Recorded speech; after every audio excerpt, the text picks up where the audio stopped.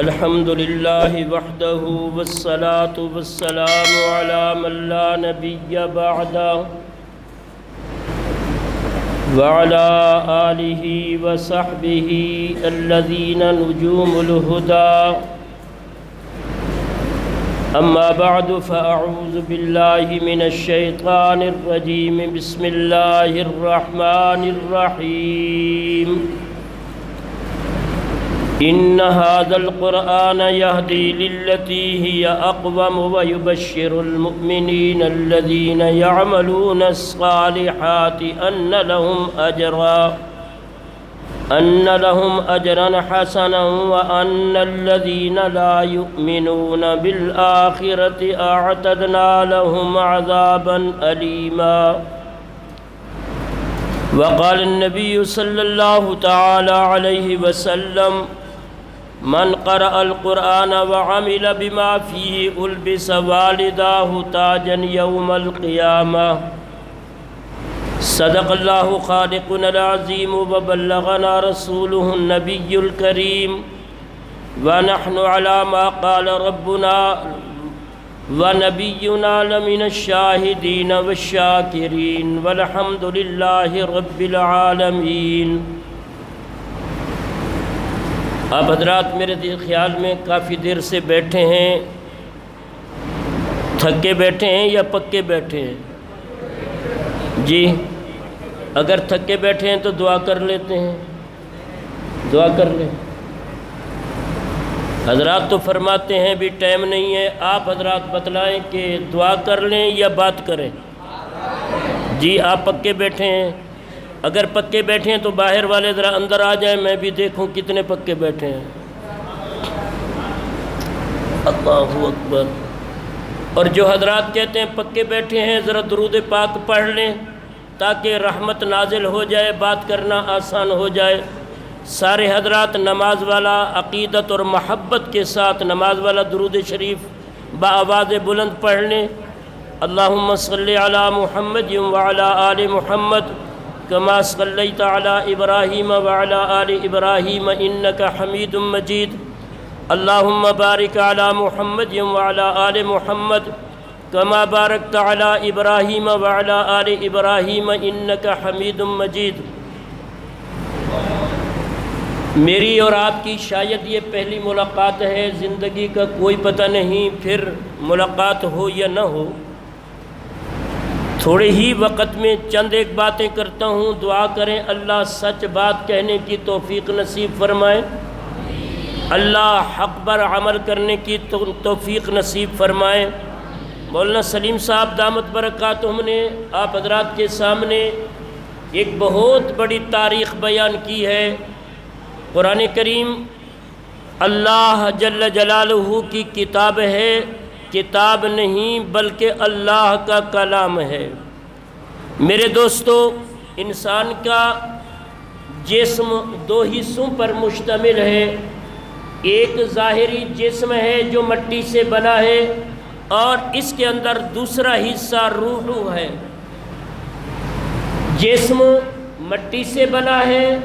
اللہ نے فرمایا خلقتہ من تراب، میں نے انسان کو مٹی سے پیدا کیا. پھر اس جسم کی نشو و نما، اس کی تربیت، اس کو پرورش کرنے کے لیے تمام چیزیں اللہ نے مٹی سے ہی اگائی ہیں. آپ جو چیز استعمال کرتے ہیں کہاں سے پیدا ہوتی ہے؟ آپ تمام فروٹ کھاتے ہیں، دیکھ لیں کہاں سے اگتے ہیں. تمام اجناس جو آپ استعمال کرتے ہیں، ابھی کچھ دیر کے بعد آپ بریانی کھائیں گے. بریانی ہے قورمہ ہے؟ جی خوشخبری تو ہونی چاہیے نا. بریانی ہے قورمہ ہے؟ بھائی خوش کرو، انشاءاللہ آپ کو کھلائیں گے، پریشان نہ ہوں. سمجھ آ رہی ہے؟ یہ جو بریانی آپ کھائیں گے، چاول کہاں سے اگتے ہیں؟ ذرا بولیں تو صحیح. آپ نہیں بولیں گے میں دعا کر لیتا ہوں، میں تو ویسے بھی دور سے آیا ہوں، تھکا ہوا ہوں. بریانی جو آپ حضرات کھائیں گے کہاں سے اگتی ہے؟ انسان جو غذا کھاتا ہے یہ ساری غذا کہاں سے آتی ہے؟ اور ایک چیز دوسری جسم کے اندر ہے جس کا نام روح ہے. وَيَسْأَلُونَكَ عَنِ الرُّوحِ قُلِ الرُّوحُ مِنْ أَمْرِ رَبِّي. اے پیغمبر آپ سے لوگ پوچھتے ہیں روح کیا چیز ہے، قل آپ فرما دیجئے من امر ربی، میرے رب کا امر اور حکم ہے۔ اور انسان کے اندر جب تک روح ہے، آنکھ دیکھ رہی ہے، ہاتھ ہل رہا ہے، پاؤں چل رہے ہیں، زبان بول رہی ہے، کان سن رہا ہے، پورا جسم اگر حرکت کر رہا ہے، کس کے واسطے سے حرکت کر رہا ہے؟ کس کے واسطے سے؟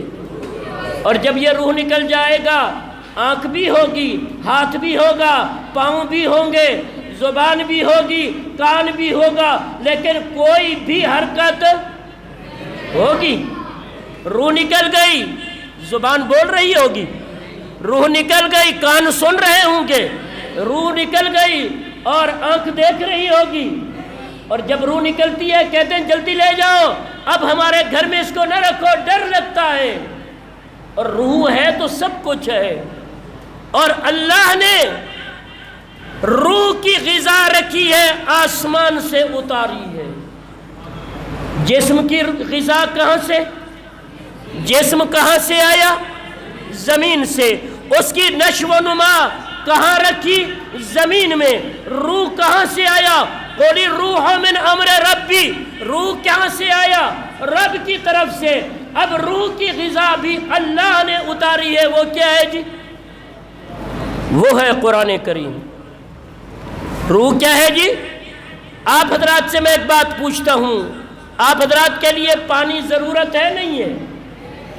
جن کو ضرورت ہے وہ بول پڑیں، جن کو نہیں ہے تو پانی ضرورت ہے۔ اگر یہ بند ہو جائے احتجاج ہے۔ آپ حضرات کے لیے ہسپتالوں کی ضرورت ہے۔ کیوں ضرورت ہے؟ بیماری ہے، علاج ہے، ہسپتالیں ہونی چاہیے۔ اب ہسپتالیں جسم کی ضرورت ہے، پانی جسم کی ضرورت ہے، اسکول جسم کی ضرورت ہے، لیکن قرآن اور مدارس روح کی ضرورت ہے۔ جہاں جسم کی ضرورت ہے وہ تو دن بدن بڑھتے جائیں، اور جو روح کی ضرورت ہے اس کے لیے احتجاج ہو کہ اس کو بند کیا جائے۔ انصاف ہے؟ انصاف ہے؟ پھر دوسری بات، آپ حضرات سے ایک بات کہتا ہوں، دیکھیں جسم اگر 100 سال تک زندہ رہے، اس نے مرنا ہے نہیں مرنا؟ جی مرنا ہے۔ اور جب یہ مرنا ہے، وہ 200 سال جتنے 100 سال بھی اس کو زندگی ملے، آخر کہاں جانا ہے؟ مر کر جانا ہے۔ امام الانبیاء حضرت محمد الرسول اللہ، سارے کہہ دو، ڈھیلی ڈھیلی آواز میں نہیں، اور بھی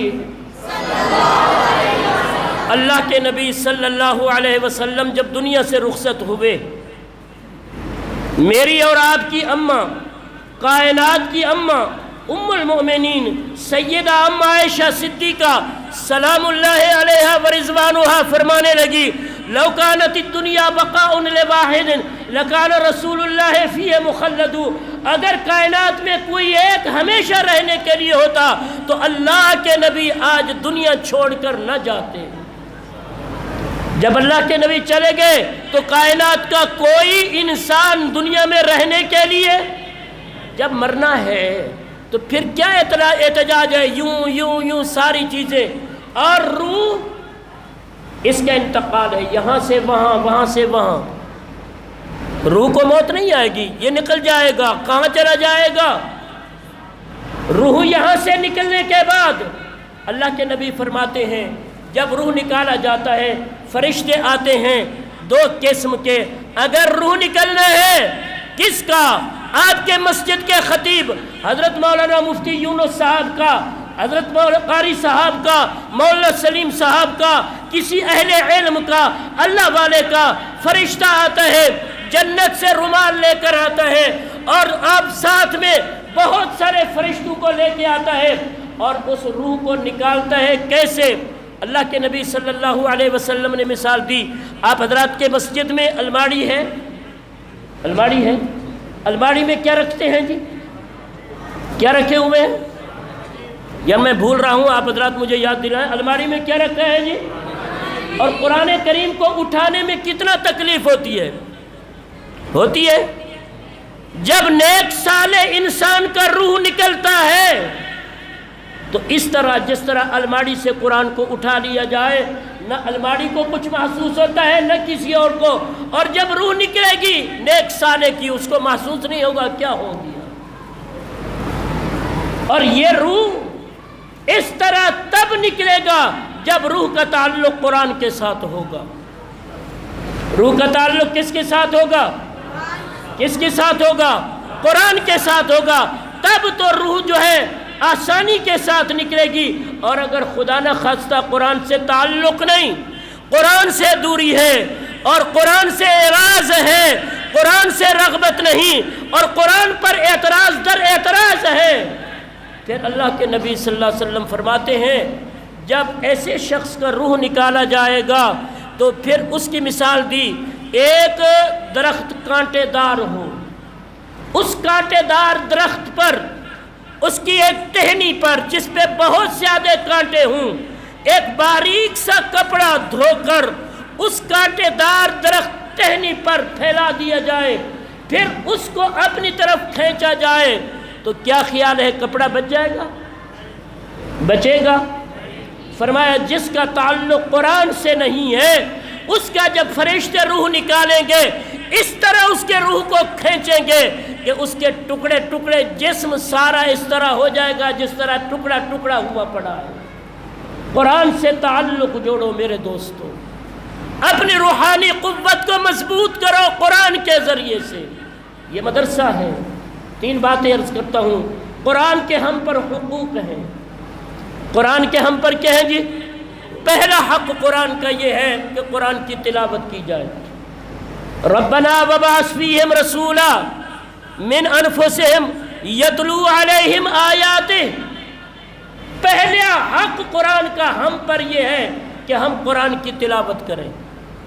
یہ بچے جو قرآن کی تلاوت کرتے ہیں یہ ہماری طرف سے گویا کہ فرض کفایہ ادا کر رہے ہیں۔ ان بچوں کی خدمت کرو، ان قرآن پڑھانے والے کی خدمت کرو، اہل حق اہل اللہ کی خدمت کرو۔ یہ تمہارے محسن ہیں، انہوں نے آپ کے بچوں کو صرف قرآن نہیں پڑھایا، آپ کے بچوں کے دل کو روشن کیا ہے اور انہوں نے آپ کے بچوں کے سینے کو منور کیا ہے۔ قیامت کے دن یہی بچے آپ کے لیے سرمایہ ہوں گے۔ اس کے سرمایہ کے لیے آپ کے محسن علماء کرام ہیں۔ ان علماء کی خدمت کرو، اہل اللہ کی خدمت کرو۔ قرآن کا پہلا حق کیا ہے جی؟ میری بات سمجھ آ رہی ہے؟ قرآن کا پہلا حق، آپ پر بھی توجہ ہے، گھڑی پر بھی توجہ ہے، بریانی پر بھی ہے، سمجھ آ رہی ہے؟ بات کو مختصر کر رہا ہوں۔ قرآن کا پہلا حق کیا ہے جی؟ کیا کریں؟ تلاوت کریں۔ دوسرا قرآن کا حق ہے قرآن پر عمل کریں۔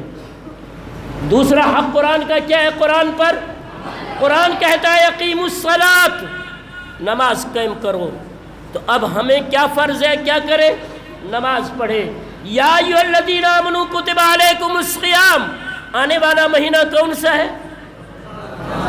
ایسا ایسا کوئی سن لگے، کون سا مہینہ ہے؟ رمضان میں کیا ہوتا ہے جی؟ دن کو روزے، رات کو قرآن تلاوت، اپنا تراویح میں قرآن پڑھو یا سنو۔ آنے والا مہینہ یہ قرآن کا حکم ہے۔ کتب علیکم الصیام شہر رمضان الذی انزل فیہ القرآن ھدی للناس وبینات من الھدی والفرقان۔ شہر رمضان آ رہا ہے، اس کے لیے قرآن کہتا ہے روزے رکھو۔ اب قرآن کے اس حکم پر عمل کرنا واجب ہے۔ تو قرآن کا دوسرا حکم کیا ہے؟ پہلا حکم کیا تھا؟ کیا کرو؟ قرآن کی تلاوت۔ دوسرا حکم کیا ہے قرآن کی؟ تیسرا حکم قرآن کی حفاظت۔ تیسرا حکم قرآن کی کیا ہے جی؟ حفاظت۔ کیسے حفاظت کرو؟ قرآن کے الفاظ کو درست کرو، ادائیگی درست کرو۔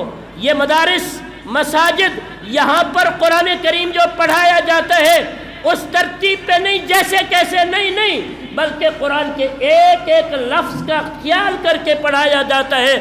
قاف کہاں سے ادا ہوتا ہے، قاف کہاں سے ادا ہوتا ہے، ہاں کہاں سے نکلتا ہے، ہاں کہاں سے آتا ہے، عین کہاں سے ادا ہوتی ہے، حمزہ کہاں سے ادا ہوتا ہے۔ اس طرح قرآن کو ترتیب سے پڑھنا، قرآن کے الفاظ کی حفاظت کرنا قرآن کا حکم ہے۔ میرے دوستو، یہ حکم صرف ان بچوں کے لیے نہیں، بڑوں کے لیے بھی ہے۔ اور یہ مساجد مدارس میں مدرسہ صرف بچوں کا نام نہیں، بڑوں کے لیے بھی وہ لکھا ہوا ہے۔ سمجھ آ رہی ہے؟